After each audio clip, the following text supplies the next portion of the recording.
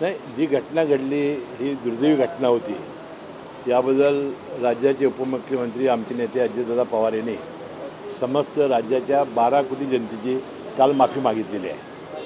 आणि आमचं जे आज मुख्य आंदोलन आहे ते छत्रपती शिवाजी महाराजांच्या प्रती एक आदर दाखवण्यासाठी आहे. पण विरोधकांकडून टीका केली जाते की सत्तेत तुम्ही आहात तर मुख्य आंदोलन कुणीच कसं काय करू शकता. तर काल दादाने माफी मागितली. आमचा आदर दाखवण्याचा आमचा हा एक प्रयत्न आहे. परंतु संजय राऊत म्हणतात की माफी मागून काही होणार नाही, दादांनी राजीनामा देऊन बाहेर पडावा ना. ठीक आहे, ते राऊत साहेबांचं ते मत आहे. आम्ही जनतेची माफी मागितलेली आहे. दुर्दैवी घटना ही घडलेली आहे, ही घडायला नको होती. पक्षाच्या वतीने कोणी जाणार आहे तिथे जिथे पडझड झाली आहे त्या ठिकाणी? मी स्वतःच जाणार आहे. परंतु काल जरा पोलीस अधिकाऱ्यांनी म्हटले की वातावरण थोडं तंग आहे, मला अध्यक्षांनी जायला सांगितलं, मी जाणार आहे.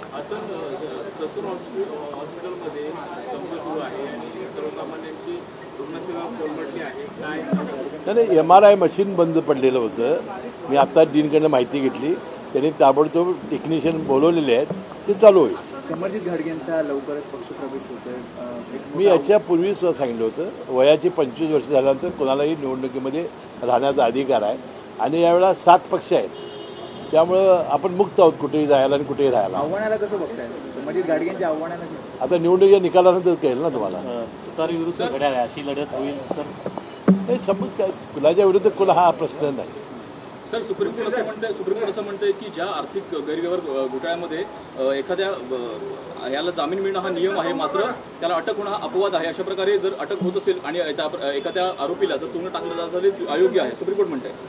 नाही, सर्वोच्च न्यायालयाने निर्णय, आता सर्वोच्च न्यायालयाने निर्णय म्हटलं हे खरं आहे, त्याचा काय आता आपण अनादर करू शकत नाही. दुसरी तर औरंगाबादमधील आदर्श नागरी सहकारी पतसंस्थेत घोटाळा झाल्यामुळे हजारो ठेवीदारांच्या ठेवी अडकल्या आहेत. या घोटाळ्यामुळे सहकारी पतसंस्थांच्या ऑडिटविषयी प्रश्न उपस्थित केले जात आहेत. ऑडिट दरवर्षी व्यवस्थितपणे होत नाहीत. त्या अनुषंगानं भविष्यात ठेवीदारांच्या ठेवी सुरक्षित ठेवण्यासाठी राज्य सरकारकडून काही प्रयत्न केला जाणार आहेत.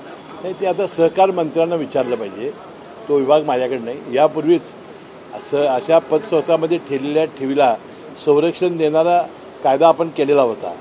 ज्या पद्धतीने एखाद्या बँकेमधील अमुक रकमेपर्यंत जर ठेव हे होणार असेल, बँक बुडाली असेल, तर त्या ठेवीला इन्शुरन्सचं कवच होतं. तशा पद्धतीचा आपला एक नियम झालेला आहे.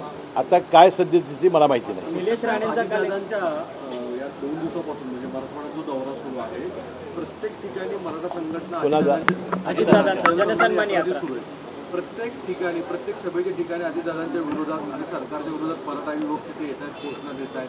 अजित पवार त्यांना समजूत काढू पाहतात, पण तरी सुद्धा ते ऐकताना दिसत नाही. ठीक आहे ना, मराठवाड्यामध्ये मराठा आरक्षणाबद्दल भावना तीव्र आहेत आणि अजितदादा त्याला समर्पक उत्तरं देतील. आणि त्यांचा दौरा अतिशय भव्य आणि दिव्य प्रमाणात सुरू आहे. तुम्ही जर काल हिंगोलीत बघितलं असेल, आज बीडमध्ये आहे, काल लातूरला होता. मला वाटतं हजारो आणि प्रचंड संख्येने येत आहेत. अजित पवार ज्या दिवशीपासून राज्यात फिरायला लागलेले आहेत त्यावेळेला वातावरण बदलून गेलेलं आहे. तुमच्या मतदारसंघात गाडगे म्हणतायत यावेळेस परिवर्तन होणार नाही, आता निकालानंतर कळेल. तुमच्या मतदारसंघात जनसन्मान यात्रा कधी असेल होणार आहे? माझ्या मतदारसंघात झालं ना, पण अजितदादा येऊन गेले, फक्त आता चंदगडमध्ये राहिलेले आहे. सर, नागपूरमध्ये पीओपी गणेश मूर्ती आणली तर गुन्हा दाखल करा, अशा प्रकारे नागपूर खंडपीठाने आदेश दिलेले आहेत. कसं पाहता एकंदरीत? आता खंडपीठानं आदेश दिल्यानंतर आपण काय बोलू शकतो? सर, निलेश राणेंचा व्हिडिओ म्हणजे रविवारी मुंबईमध्ये शिवाजी महाराजांच्या पुतळ्याचा मुद्दा करत पवार साहेब, उद्धव ठाकरे आणि हे सगळे एकत्र येत आहेत. हे प्रकरण खरंच अधिक गांभीर्य स्वरूपामध्ये सरकार घेत नाही आहे म्हणून की या सगळ्या गोष्टींचं पॉलिटिकल हे बघा, मुख्यमंत्री आणि दोन्ही उपमुख्यमंत्र्यांनी जे घडलेलं आहे ते दुर्दैव आहे असं म्हटलेलं आहे. आणि त्याबद्दल सुद्धा त्यांनी ह्याचं राजकारण कृपया करू नये असंही विनंती केलेली आहे. आता विरोधकांना हा एक मुद्दा सापडलेला आहे आणि विरोधक त्याचा मुद्दा करू इच्छित आहेत. आता शेवटी निवडणुका तोडणार आहे असल्यावर असे मुद्दे येणारच आणि अशा घटना होणारच. छत्रपती संभाजीराजेंनी या पुतळ्याच्या संदर्भात पंतप्रधान नरेंद्र मोदींनाच पत्र लिहिलेलं की हे पुतळा जो आहे तो बांधण्यात आलेला छत्रपती शिवाजी महाराजांचा, तो स्थापत्य कलेला अनुसरून बांधलेला नव्हता, अशा प्रकारचं पत्र सुद्धा लिहिलं. परंतु सरकारने गांभीर्य दाखवलं नाही. नाही, तुम्ही म्हणताय ती मी प्रसारमाध्यमावर वाचले, मला त्याची काही माहिती नाही.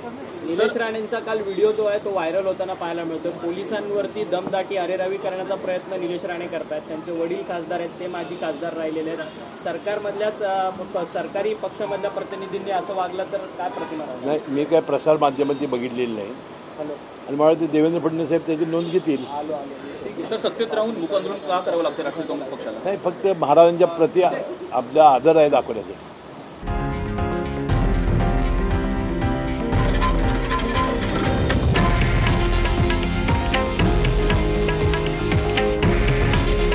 हे आहे देशातील नंबर 1 न्यूज नेटवर्क आणि आपण पाहत आहात TV9 मराठी.